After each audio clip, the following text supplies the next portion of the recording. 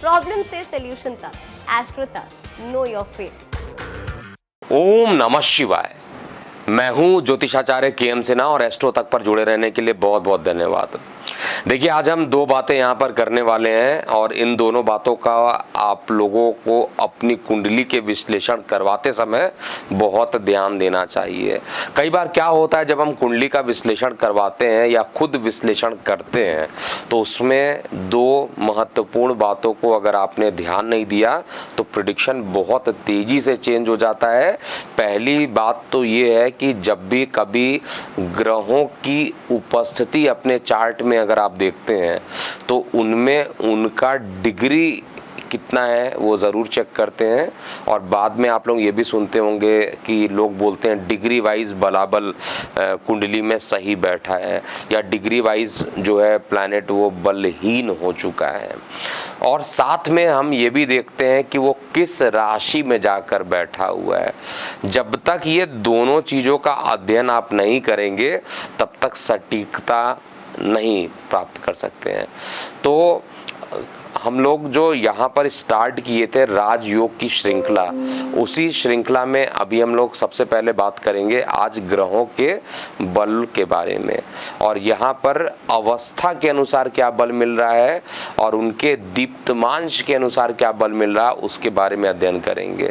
और इस सीरीज को लगातार आप देखते रहिएगा। पार्ट 1, पार्ट 2, पार्ट 3, पार्ट 4 आपको ज्ञानवर्धक बातें यहाँ पर ज़रूर मिलेगी और कमेंट सेक्शन पे ज़रूर आपको कमेंट यहाँ पर लिखना चाहिए। अगर पसंद आता है तो लाइक और सब्सक्राइब भी ज़रूर कीजिएगा इस चैनल को।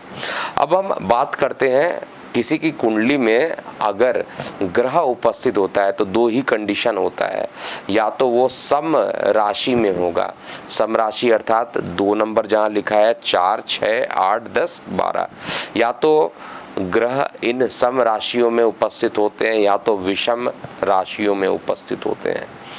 टोटल मिलाकर 12 राशियां होती हैं, तो 6 सम राशि होती है और 6 विषम राशि होती है। ग्रहों के जो अंश होते हैं उसी तरीके से ट्रीट होते हैं जैसे हम लोगों की जो आयु होती है। पहले हम बाल्य अवस्था में होते हैं, उसके बाद हम कुमार अवस्था में पहुंच जाते हैं, उसके बाद हम युवा अवस्था में पहुंचते हैं, उसके बाद हम लोग वृद्ध अवस्था में रहते हैं और अंत में मृत अवस्था को भी प्राप्त होते हैं। ठीक इसी तरीके से जो ग्रह होते हैं उनकी भी अवस्थाएं फिक्स्ड होती हैं। अब ये कैसे पता चलेगा कि ग्रहों की अवस्था क्या है? क्योंकि अगर आप इंसान को देखते हैं तो आप देखकर बता सकते हैं ये तो अभी बालक है, छोटा है, ये अभी वृद्ध है, काफ़ी एजेड हो चुके हैं, ये अभी युवा अवस्था में दिख रहे हैं। अभी आप कहिएगा कि जो सामने अगर कोई इंसान आता है तो उसके व्यक्तित्व को देखकर आप लगभग निकाल सकते हैं कि ये किस अवस्था से गुजर रहे हैं। लेकिन ग्रहों में तो केवल डिग्री लिखा होता है। तो सबसे पहला रूल ये कहता है कि अगर कोई भी ग्रह सम राशि में होता है, अगर कोई भी ग्रह सम राशि में होता है तो उसके लिए 5 टाइप की अवस्था है और 30 डिग्री का एक राशि बनता है। कभी भी आपने कोई ग्रह नहीं देखा होगा जो 31 डिग्री का होगा, 32 डिग्री का होगा। सारे ग्रह या तो 0 डिग्री से लेकर 30 डिग्री तक होते हैं और 5 बराबर अवस्थाओं में इनको डिवाइड किया गया है। तो प्रत्येक जो अवस्था बनेगी वो 6-6 अंश का होगा। ग्रह या तो सम राशि में होंगे या तो विषम राशि में होंगे। अगर सम राशि में है तो यहाँ पर 0 से लेकर अगर 6 डिग्री पर है तो इसको हम लोग कहते हैं कि मृत अवस्था में है। अगर 6 से लेकर 12 अंश तक ग्रह हैं सम राशि में तो उसको कहा जाता है कि ये वृद्ध अवस्था में है। जब 12 से 18 अंश तक कोई ग्रह होता है तो हम लोग कहते हैं कि सम राशि में ये युवा अवस्था में उपस्थित है। इसके अलावा जब कोई ग्रह 18 से 24 अंश तक रहता है तो उस समय हम कहते हैं कि ये ग्रह जो है कुमार अवस्था में आ गया, अगर सम राशि में है। और इस ऐड को स्किप करना तो बहुत मुश्किल है, पर लाइफ की प्रॉब्लम्स का सलूशन ढूंढना आसान। प्रॉब्लम से सलूशन तक, एस्ट्रो तक, नो योर फेट।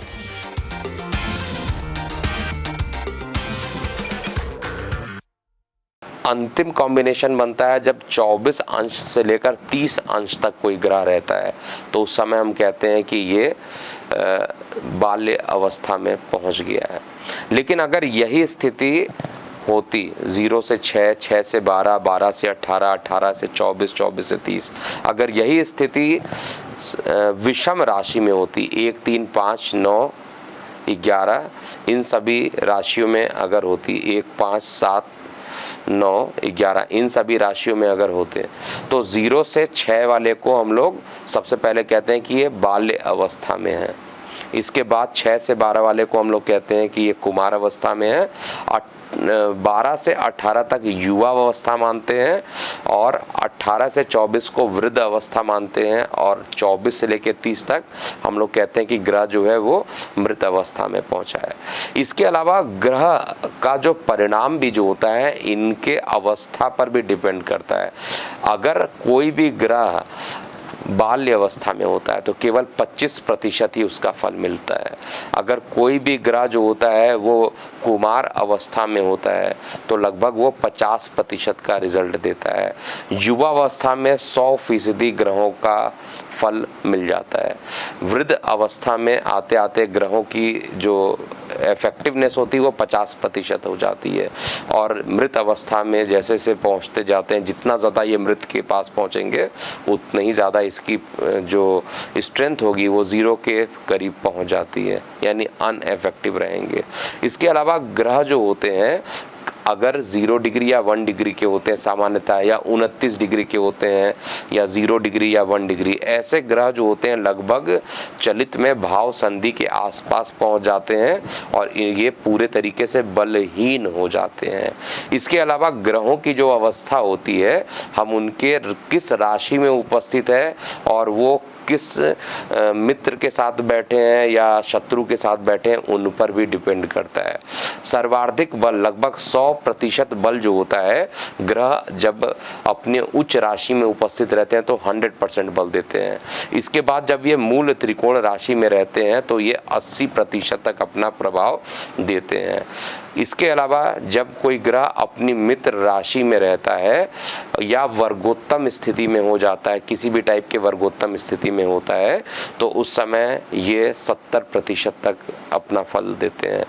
अगर ये केवल ऐसी राशि में है जो कि न्यूट्रल राशि है और उस समय ये ग्रह जो रहते हैं लगभग 50% तक फल देते हैं। इसके अलावा जैसे ही ग्रह शत्रु राशि में पहुंचते हैं इनका इफेक्टिवनेस बहुत तेज़ी से कम हो जाता है। रेट्रो अवस्था में यानी वक्री अवस्था में 40% तक ही ग्रहों का प्रभाव रहता है। इसके अलावा जब कोई ग्रह अस्त हो जाता है तो 100% उसका प्रभाव खत्म हो जाता है। तो केवल अगर किसी की कुंडली में कोई ग्रह उपस्थित है और वो राजयोग बना देता है, सपोज कीजिए बृहस्पति से चंद्रमा केंद्र में है, तो आप कहेंगे गजकेसरी योग का फॉर्मेशन हो गया, जो कि लॉजिकली गलत नहीं है, लेकिन पता चला बृहस्पति 29 डिग्री के हैं तो वो उस तरीके का फल दे ही नहीं पाएंगे और राजयोग का निर्माण तो हो रहा है लेकिन ये राजयोग उतना ज़्यादा फलित नहीं होगा। तो अगले सीरीज़ में हम लोग ये चेक करेंगे कि बलों की जो अवस्था अगर इस तरीके से रहती है उसमें क्या क्या उपाय करना चाहिए जिससे कि बल ग्रहों का परफेक्ट मिले और उसकी दशा अंतरदशा में आपको अच्छे परिणाम मिले। अगर ग्रह कोई राजयोग बनाता है तो उसमें फलित ज़्यादा हो जाए। बाकी आप अपनी प्रतिक्रियाएं कमेंट सेक्शन में ज़रूर लिखिएगा। अभी तक के लिए इतना ही। एस्ट्रो तक पर जुड़े रहने के लिए बहुत बहुत धन्यवाद। मैं हूँ ज्योतिषाचार्य KM सिन्हा। ओम नमः शिवाय। एस्ट्रो तक ऐप पर आपको मिलेगा भविष्य से जुड़े हर सवाल का जवाब। डाउनलोड कीजिए एस्ट्रो तक ऐप और चुटकी में जुड़िए इंडिया के बेस्ट एस्ट्रोलॉजर से।